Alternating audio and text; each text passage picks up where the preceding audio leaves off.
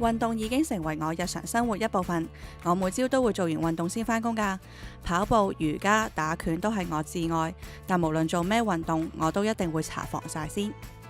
大家唔好以為喺室內唔需要防曬，紫外線就算隔住玻璃都可以直接射入皮膚，加上空氣污染，四周圍嘅塵埃會令皮膚唔穩定，所以一支有 multi-function 嘅防曬好重要。